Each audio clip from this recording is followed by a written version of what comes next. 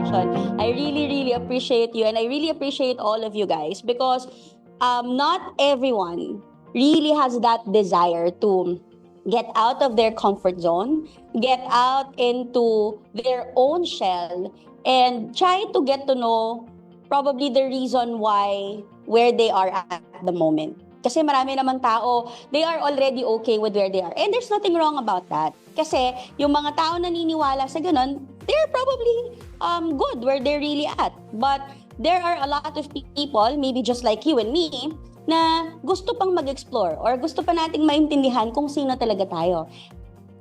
And that's the reason why I'd like to welcome you here and discover your universe. And maybe a lot of us, iniisip natin, ano ba yung universe, no? What is that? How do we get there? A lot of the people in the world, maybe myself included in the past, used to live in other people's universe. What do I mean by that? I tend to live in their world because I want to become them. Nako, especially right now in the world of social media, mas susceptible tayo in that kind of thinking. Why? Because we see other people's lives posted everywhere.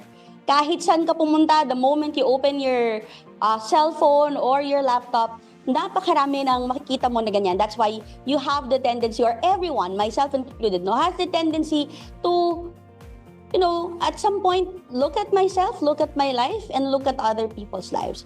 And in that sense, kadalasan nawawala yung sense of self natin, or yung sense of self ko. And maybe, probably for some of the people who's watching here, you have experienced that at the same time.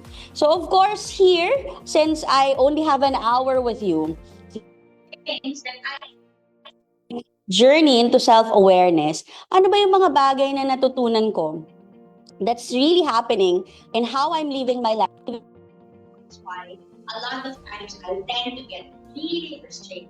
I tend to get really disappointed in where I'm simply because I wasn't looking at my life. I was looking at other people's lives. And during that time, I just feel every time that I'm not supposed to be where I am. Which technically, I'm at the right place. However, because of looking at other people's lives, feeling ko wala. So, ano ba yung mga kadalasang nangyayari? Bakit natin nararanasan yan? Or bakit nararanasan yan ng isang tao? So, of course, number one, how do we know or how do we start unlocking our own universe? Kailangan natin maintindihan at mapansin, ano ba yung usually na nangyayari? Number one, no, yung sinabi ko na kanina, it's comparing ourselves to others. This is the reason, this is one of the reason why we tend to veer away from our own self. Kasi nakikita natin yung ibang tao, they're living their lives. Oh, si ganito, just bought a new house. Oh, si ganito, just bought a new car. Oh, she just got promoted. Eh, magka-batch kami, and I'm still here. And I'm here where I used to be 2 years ago or 3 years ago. Then, that's where the frustration starts coming in. Because we start now seeing them instead of seeing ourselves as to where we are at, how far we've grown, ano na ba yung naging level up ng buhay mo, at ano na ba yung naging progress ng buhay mo. So maybe that's something, and don't worry, this is actually normal. No, marami namang mga taong gumagawa niya na nako-compare natin yung sarili natin. Simply because, kadalasan naman yun naman talaga eh. And in the world that we're living in, hindi natin napapansin, pero nagiging bahagi siya ng buhay natin. And sometimes, no, nabubuo yung certain belief system that if everyone is doing it, I should do it because somehow I get inspired. Then good if you get inspired, but somehow you get stuck. Why? Because we forced to do what they're doing. However, hindi naman laging yung ginagawa nila mag-work sa atin. Pwedeng yung ginawa nila or nangyari sa kanila, nag-work sa buhay nila, but not necessarily it's gonna work for us. Kung nag-work sa'yo, then well and good. Pero kung hindi, probably then you'll have to go into that journey of knowing what would be best for you. So ano yung susunod natin that usually happens? Number 2, we create different persona. Because we compare ourselves to others, nagkakaroon tayo ng iba't ibang identification of ourselves.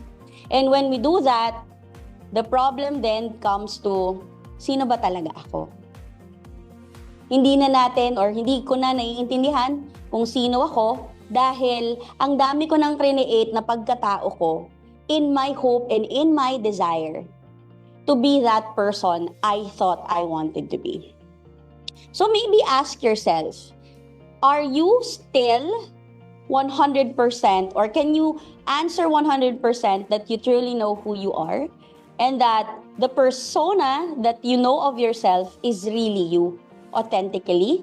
Or maybe right now there are some areas in your life that you feel like parang pakiramdam ko hindi na ako to, or maybe naisip mo na ako ba talaga to?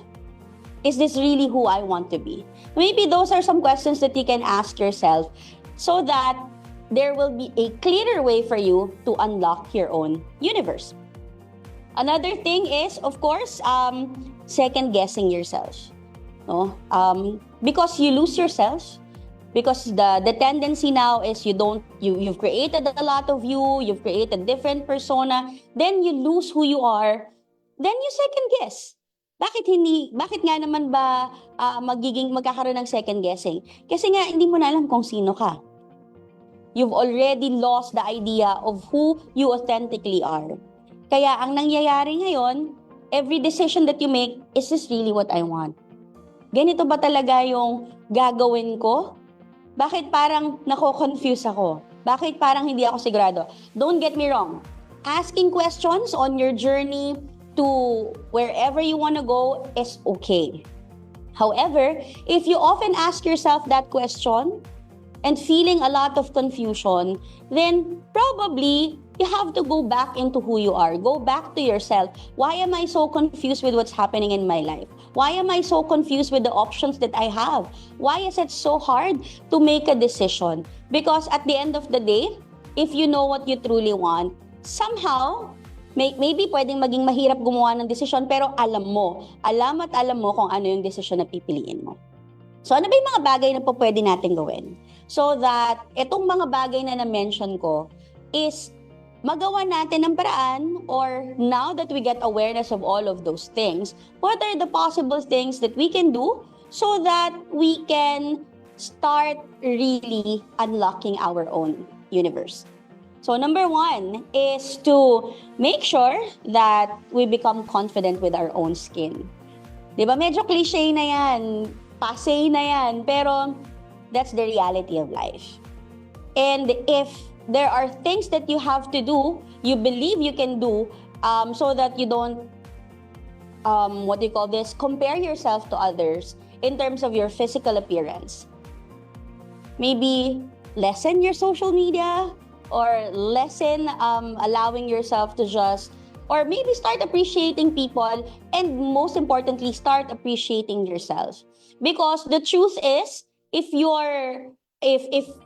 don't perceive yourself as the typical beauty standard, there will always be some people who would see that. Kasi ang beauty, very subjective yan. Okay, maybe for a lot of people, merong mga tao na pare-pareho yung beauty para sa kanila, but beauty is really subjective. Pwede sa ibang tao, napakaganda mo, napakagwapo mo, but maybe for others, it's not the standard of their beauty, right? So, don't worry about it. I hope that you don't get to worry too much about it, because you're perfect as you are, and I'm not joking about it, and I'm not just, making you feel good about it, because totoo naman yan. Everyone, because I believe everyone who is a creation of God really has that beauty in them.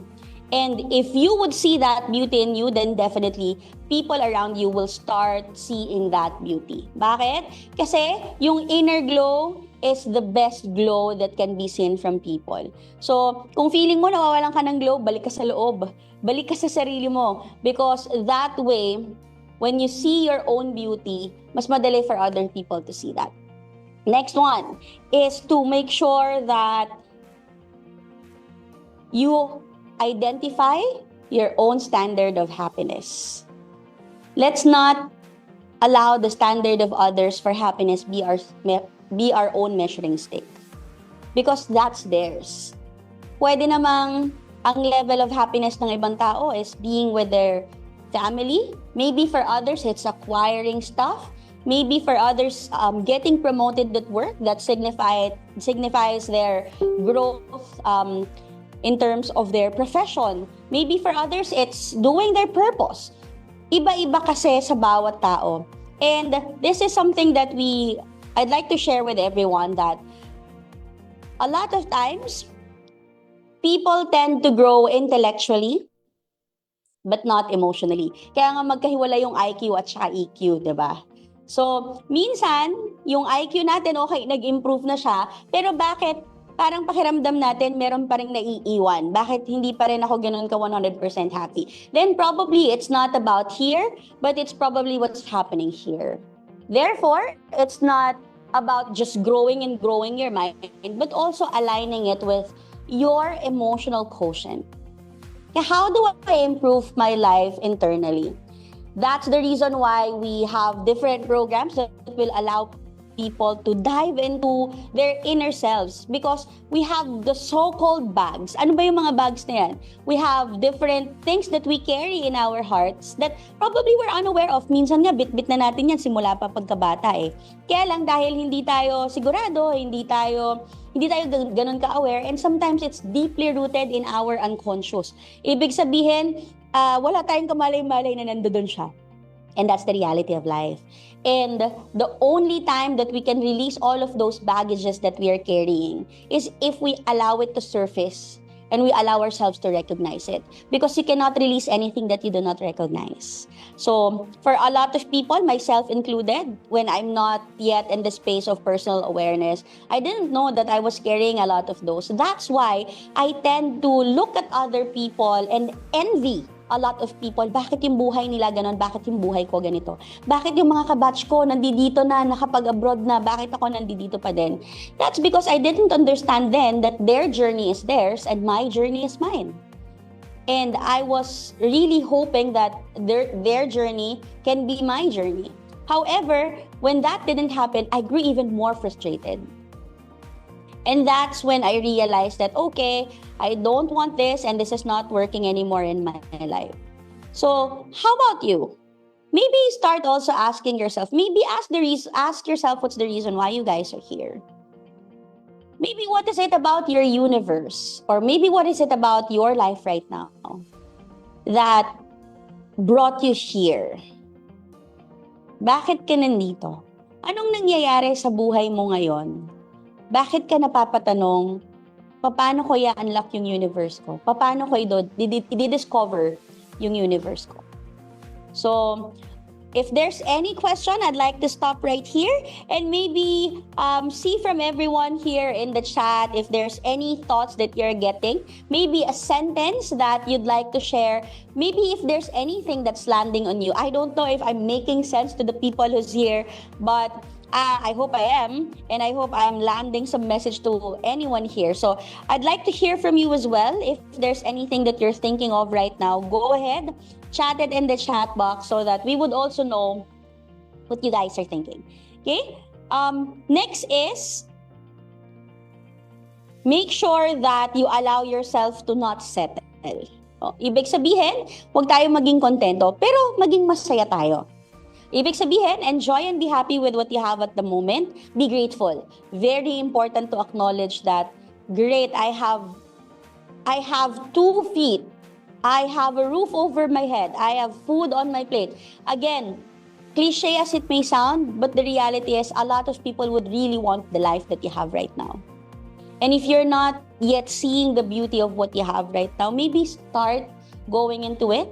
Start acknowledging it and start being grateful that at the end of the day, you're really blessed with what you have right now. At least wala ka sa kalsada. And the fact that you're here in Zoom, ibig sabihin, you have the capacity. So, what else is really not here is maybe not intended to be here, but maybe you're being prepared. Kung wala pa yan sa buhay mo ngayon, siguro hinahanda ka pa para makuha mo yung gusto mong makuha. And of course, stay rooted in the present. Of course, not settling is okay. Being contented is being okay. And stay in this moment. The reason why a lot of us tends to feel a lot of regret tends to feel a lot of disappointment, it's because of what happened in the past. And maybe because of the desire to always look back. Kaya lang kumbaga sa pagdadrive, hindi ka naman nagdadrive na nakatingin sa rearview mirror, di ba? Because when you're driving, kailangan nakatingin ka sa harap. Otherwise, hindi ka makakarating sa pupuntahan mo. Now, if you keep on looking at the back, then that's something that you have to reconcile with. And maybe something that you can look at is, at the end of the day, kung ano nangyari sa past, tapos na yun. And that's the reality of it. Hindi na natin siya pwedeng balikan. Hindi mo na siya pwedeng balikan para baguhin kasi tapos na siya. Now, for a lot of people, there's a lot of anxiety. So bakit ka ba nagkakaroon ng anxiety? Bakit ka nagkakaroon ng kaba? Because now, people gets too focused in what? The future. Pero nasaan na ba yung future? Wala pa naman siya, di ba? Bakit anxious ka na sa kanya? And the reality is, you don't even know if you're gonna get there. None of us are really sure if we're gonna get anywhere in the future. Because the future is not guaranteed for anyone. But what's guaranteed is the moment that you have right now. That's why it's important that we stay rooted in the present, stay acknowledging what's here in this moment, kasi ito yung pinaka-importante, kasi ito yung meron tayo ngayon. So maybe that's a question that I want to throw at you guys. What is it about this present that you truly appreciate about your life? What is it about this moment that you are grateful for? What is it about the here and now that you know you just have wanted that in the past and now you have?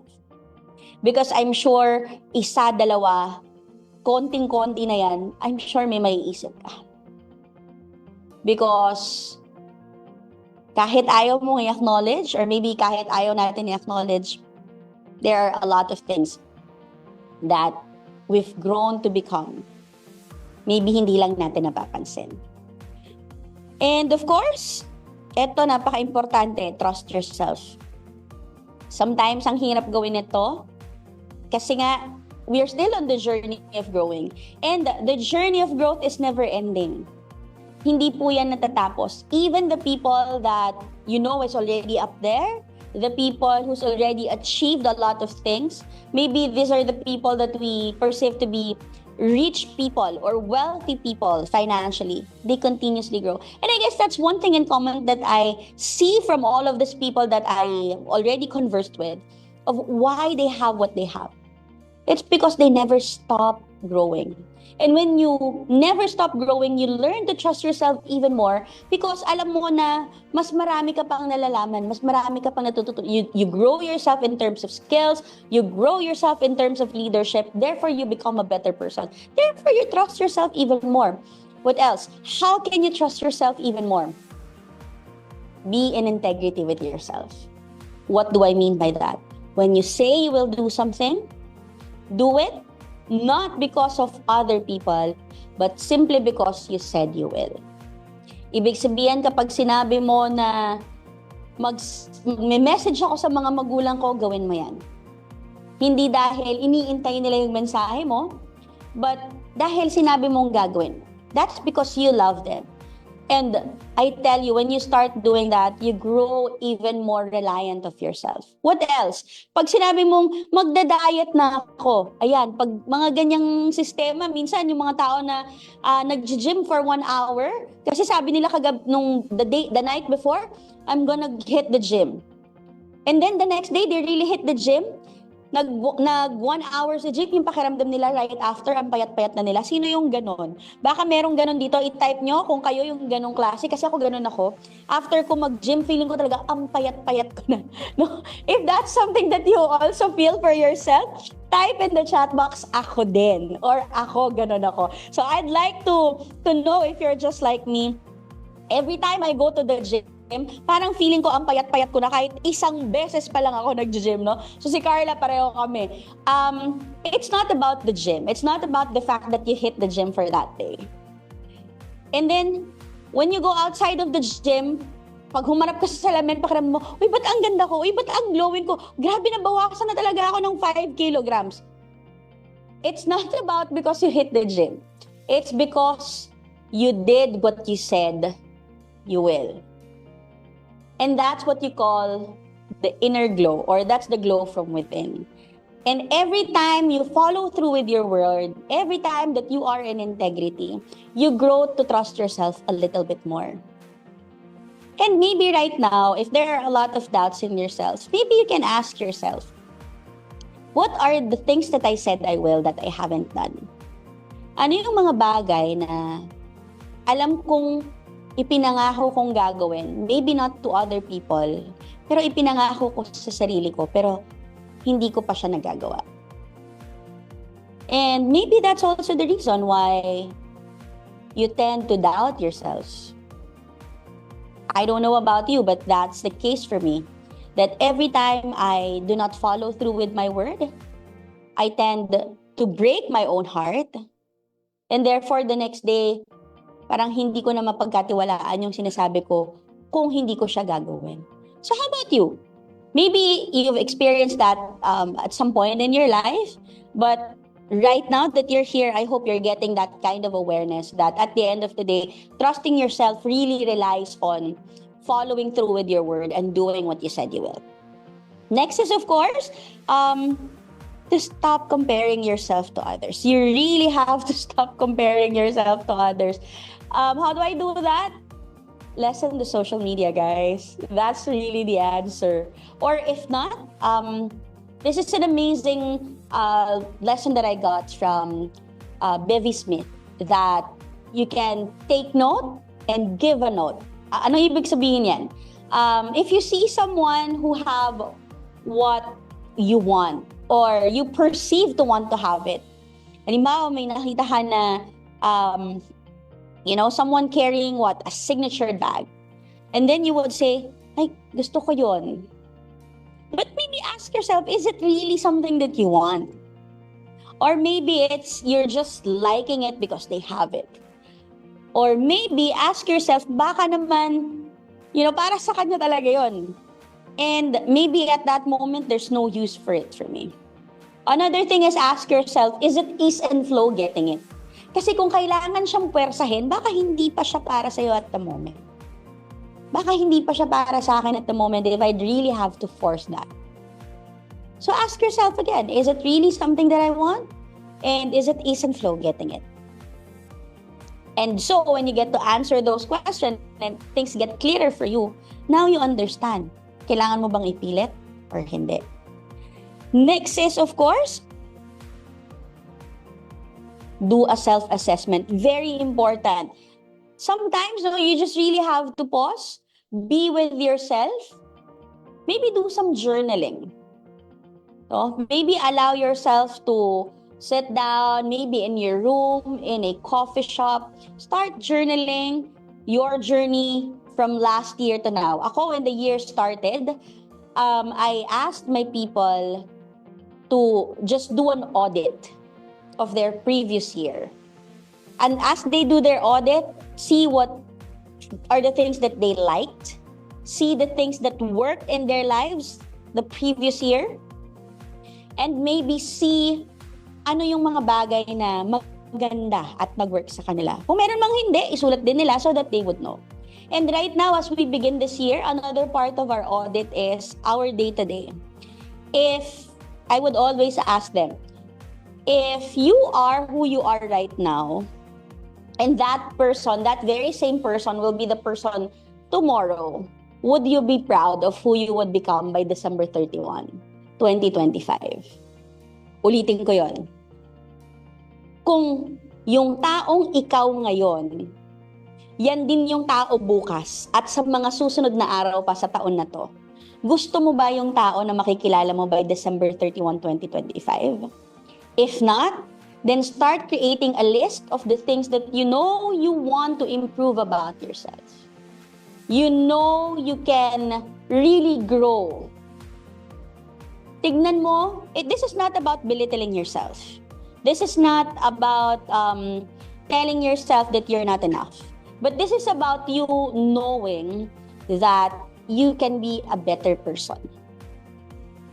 Na pwede ka pang maging someone from who you are right now because you're made for greatness, just like everybody else, and you deserve to be great. Therefore, the way for us to do that is to be able to see and audit, nasaan na ba tayo? Sino nga ba ako ngayon? And who do I want to become? But at the end of the day, very important is to really enjoy this very moment. And at the end of this day, lalo na itong araw na to, patapos na to, do an audit of today. What are the things that you allowed yourself to experience today? Hindi pa naman tapos ang araw. Kung pakiramdam mo, meron ka pang hindi nagagawa, then allow yourself to do it. Find a way to accomplish it so that by the end of this day, you would know that you did something that you said you wanted to do. And of course, you're gonna end up what? In integrity with yourself. Okay? And then, get to know yourself. Ito, isa to sa dami kong cliche na sinabi ngayon, but the reality is totoo to. A lot of people have problems what? Understanding who they are because they don't know who they are. Mahirap naman talagang intindihin kung sino ka kung hindi mo na talaga alam kung sino ka. No? Sabi nga, you can't be who you are if you don't know who you are. And you don't know who you are because you don't spend time getting to know yourself. Maybe we're too busy looking at other people's social media, looking at other people's progress in their lives, that we do not look at our very own progress. We do not look at ourselves. So, paano ba natin kikilalanin yung sarili natin? Maybe 3 important questions that we can ask. Maybe we can start asking, number 1, who am I to the core? Sino ba ako when everything is stripped of me? Because the truth is, your job does not define you. What if your job is taken away from you? Your family is not who you are. Whatever it is that you're doing right now is not who you are. Now the question is, if I ask you that question, can you really honestly respond to me, knowing who you truly are? Anong example niyan? Oh, for example, ako, no? I would give myself as an example. Ano ba yung pakiramdam ko? Who am I to the core? I love talking to people. I love connecting to people, understand where they were, where they are coming from, and where did they want to be, and maybe who they are at the moment. I love working with kids because kids are always happy. They're so carefree. And when I am in that space, I also feel like a child. I'm very childlike. So ikaw, how would you define yourself to the core? Maybe if you can get your notebook right now and get your cell phones right now, get a notepad, whatever, write down what are your answers to that question and be authentic. Whatever comes to mind, immediately, that's something that you don't really have to think about. Yung bagay na kapag ka sinabi lang yung tanong na yun, automatic may sagot ka. Maybe start writing it down. Number 2 question is, how am I perceived? Paano ba ako nakikita ng mga tao? Or ano ba yung tingin sa akin ng mga tao? Maybe for me, a lot of people had already told me this, that I give that kind of aura that's intimidating. And maybe at some point it worked for me because minsan kapag intimidating ka, yung mga tao tends to not take advantage of you. They tend to not even get close to you. Kasi nga, merong ganong klase ng aura. Of course, some point talagang naging beneficial yan for me. But if I'm going to be honest, at some point it wasn't. Why? Because of that kind of wall that people see, it's lonely where I was at. Ibig sabihin, because people are so intimidated, they tend not to get close. They tend not to approach. But sometimes, it's me who wants to befriend them. Kaya lang, because of that perception of who I am, hindi na sila umi-effort. Therefore, hindi nare-reciprocate yung gusto ko to connect. That's how I was perceived. Now, ikaw, Maybe if you're gonna list down kung ano yung perception sa'yo ng mga tao, yung mga sinabi nila sa'yo, maybe list down, of course, lahat yan may benefit. Minsan nga, pag sabing ang taray mo, minsan tuwan-tuwa pa tayo no? But the reality is, ask yourself, ano ba yung realidad ng buhay na nararamdaman mo? Kapag may binigay na perception sa'yo yung mga tao na alam mo naman that it's not 100% who you truly are.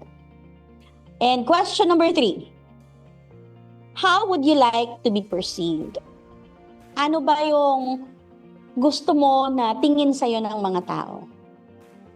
Ako, as I go into the process of discovering myself and unlocking my own universe, I just understood that at the end of the day, kung dati, gusto ko nang mag-isa kasi ayoko ng mga tao sa paligid ko, right now, I love spending a lot of time with myself. Why? Because I love who I am.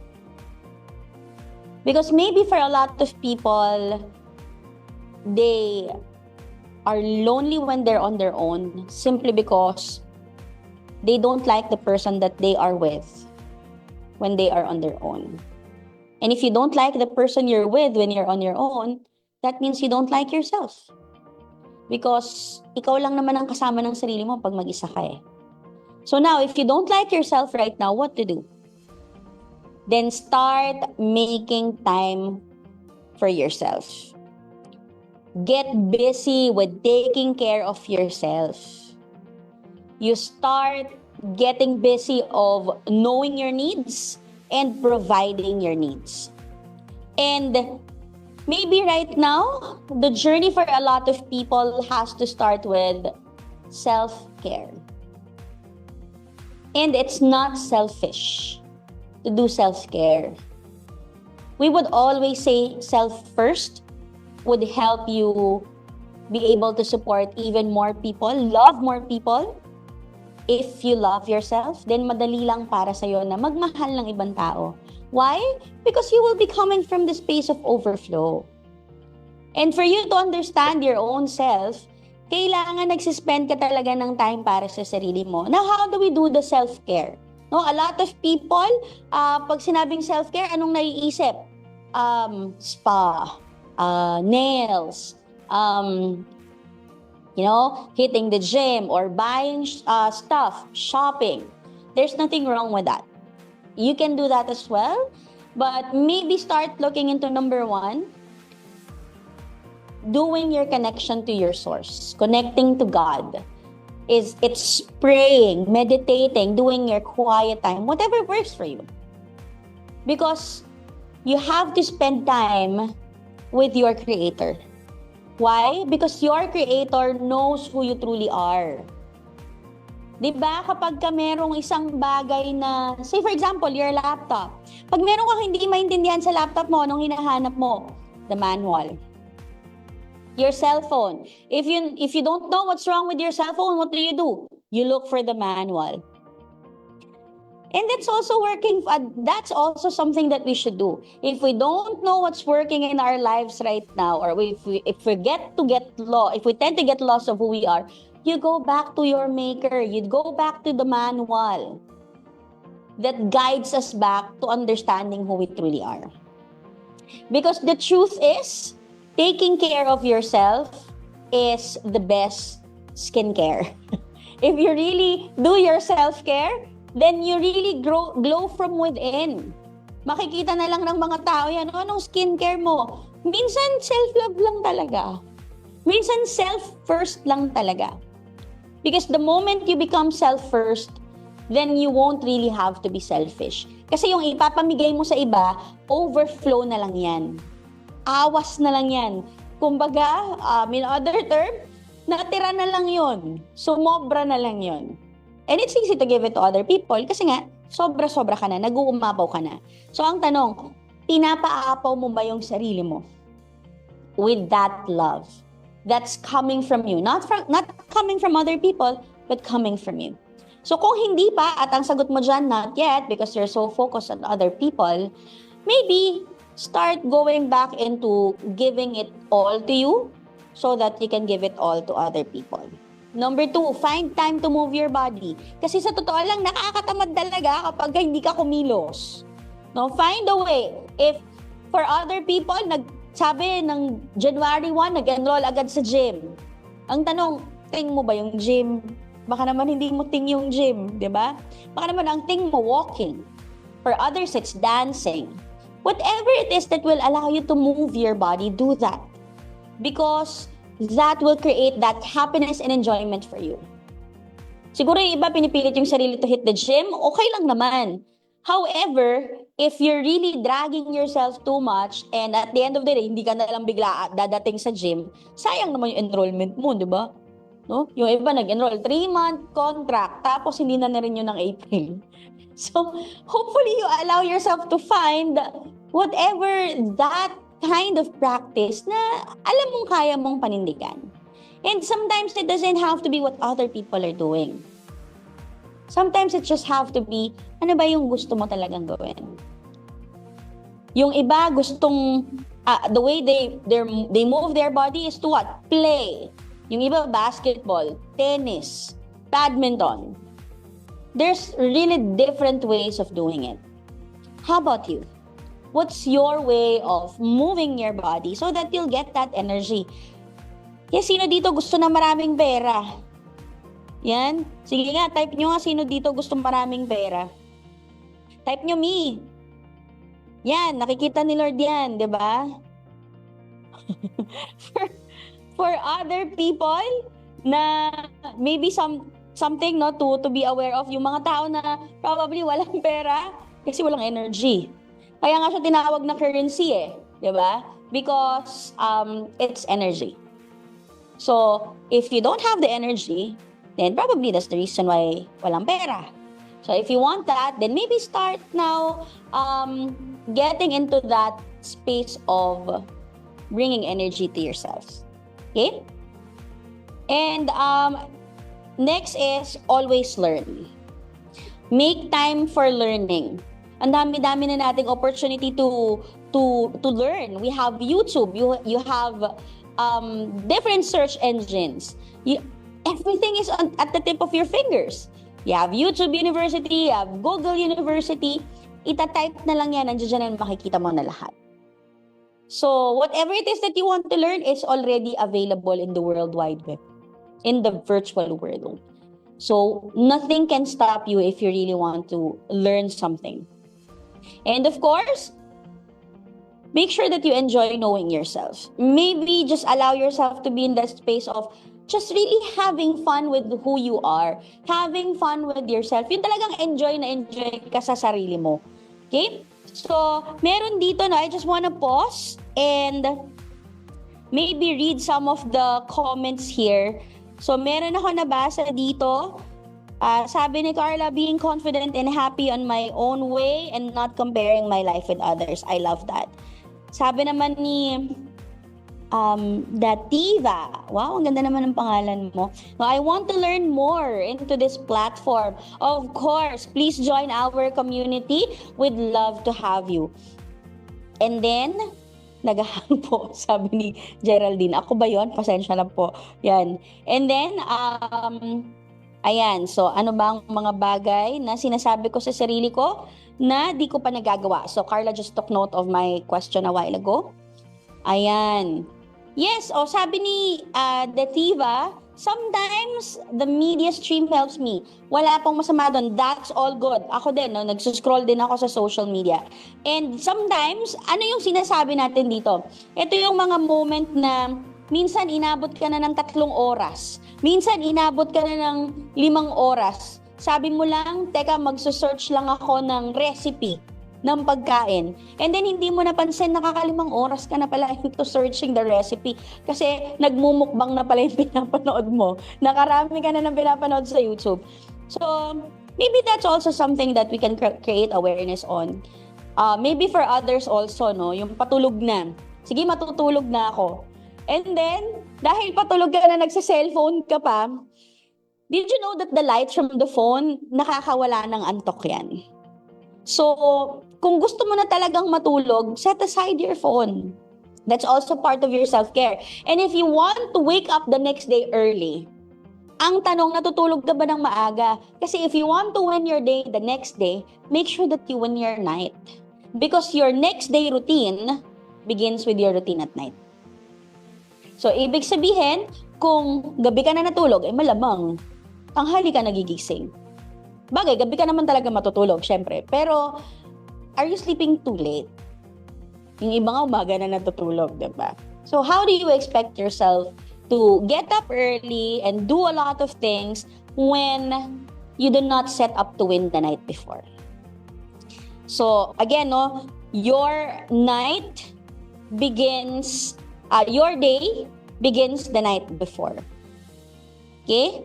I'm learning now to be true to my word and to myself. I love that. Yes.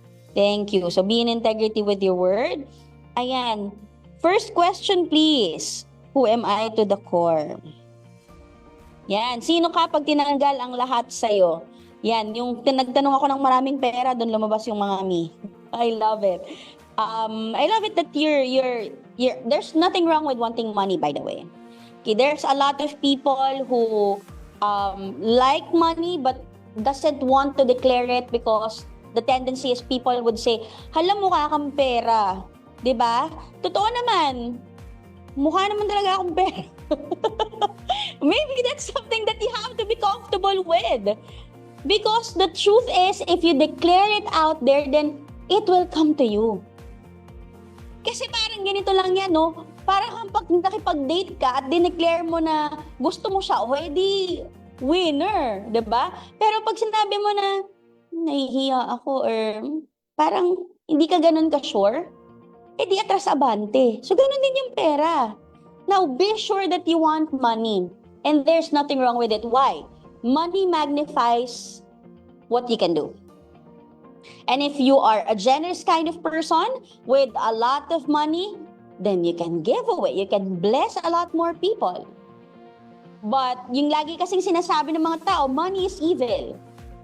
Well, it's not actually money that is evil. Sometimes it's too much attachment to it. Minsan, masyado tayong nagiging attached na hindi na natin nagagawa yung supposedly purpose doon.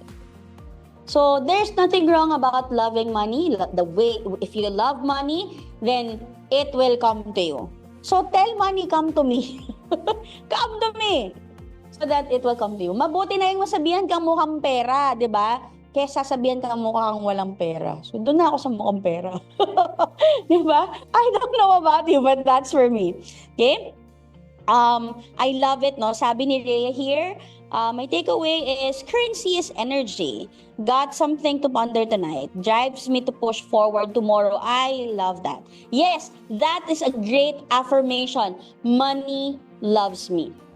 I'm a millionaire. I'm a billionaire. Pero dapat pag dineclare mo yan, kailangan kikilos ka. Kasi di ba pwede na nakahiga ka lang tapos sabihin mo, I'm a millionaire, I'm a millionaire. Di pwede yun. Di ba? Tawag doon magic. But if you really want to get it, then we will have what we call inspired action. And when you get that inspired action, those actions will lead you closer to what you declared, which is having a lot of money. And be excited about it. And maybe do that again for yourself. Do that so that you can get to understand yourself so much. And maybe when you start, or maybe when you embrace accepting those things that you want, accepting yourself for who you truly are, then maybe that's the time that you won't have to envy other people. Maybe that's the time that you get to accept and love yourself for who you truly are. And maybe just be in that space of, I am who I am right now because I am being prepared for where I will be in the future.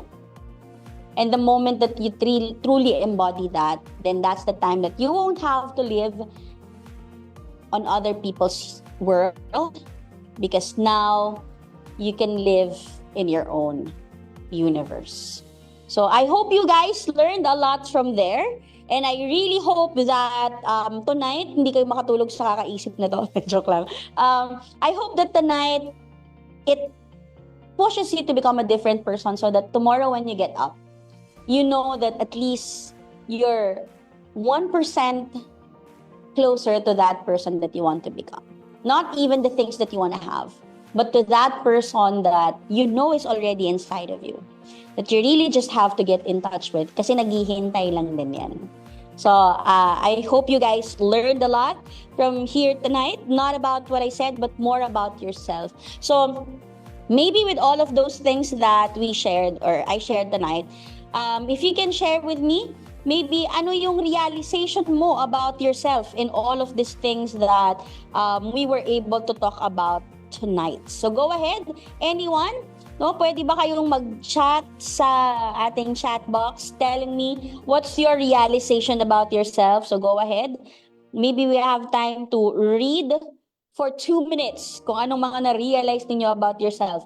Just allow yourself to share maybe a sentence or two about what you got out of it for tonight's session. So thank you so much for being here. So, of course, if there's no more, again, I'd like to honor and thank all of you for being with us here in I Am Plus. And I hope in our next webinars you join us because you don't know which message will speak to you. You don't know which lessons will bring you the realizations that you need at the moment. Never stop or never get tired of learning. Never stop growing because that will bring the life inside of you. That said, maraming salamat po. I back over to Carla. Go ahead, Carla. Yon, grabe naman yun, no? Coach Madz, napakadaming learnings, no? And if you guys appreciate Coach Madz, no? Grabe, ang dami nating learnings, no? Ako naman, learning ko here is, yun nga sabi niya, self-love is not selfish and it is necessary. And you should go back to who you are. Ayan. And sabi din dito ni Dati ba, my realizations about myself, I'm more aware of myself now. Ayan. Go ahead, affirm nyo naman si Coach Madz sa chat box. Thank her. If marami kayong natutunan, no, appreciate, honor her sa chat box. Go ahead. Ayan. No, thank you so much, Coach Madz. Napakadami naming learnings. Ayan. So, ayun, right now, no, just wanted to invite you sa aming community. If you want more from this community, ayan, ini-invite ko, private Champions of Change. Yan, sa aming private Facebook group. If you want to transform your life, growth sessions like this, no, napakagaling ni Coach Madz. Marami pa tayong susunod na mga paparating na free webinars. Ayan, join niya lang, scan niya lang yung QR code dyan. And especially, we have Elevate this Saturday na yan, January 18, batch 3. Yan, no? We want to invite you, si Coach Migs Flores po ang ating speaker for that.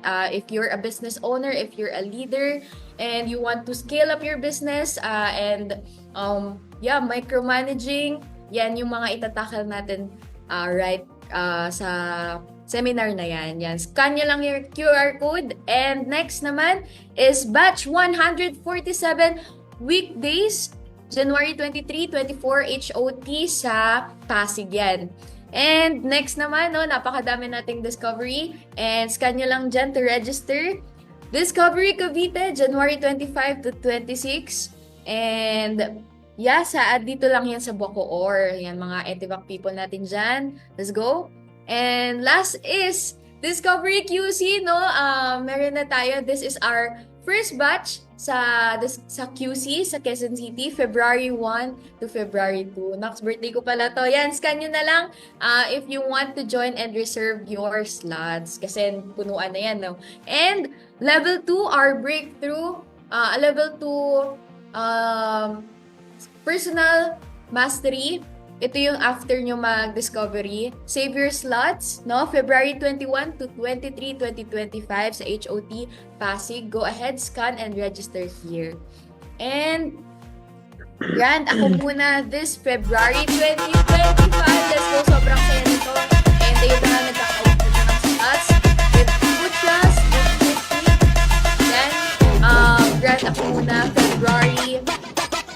February 2025. Yan.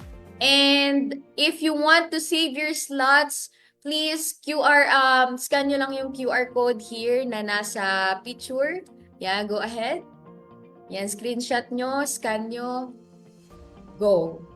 And last but not the least, Exponential University. We want to invite you if you want to transform and expand yourself. Here, mag-register po kayo dyan. www.exponential-university.com. Yes, let's go. And yung mga, ayan, meron tayong parang ano siya, tawag nito, may mga courses natin dyan, Intern to CEO, ayan. Iscan nyo lang yung QR dyan. Para siyang Netflix, pero about personal development. Yan, meron tayo dyan ng e-commerce. Yan. And, yun lang.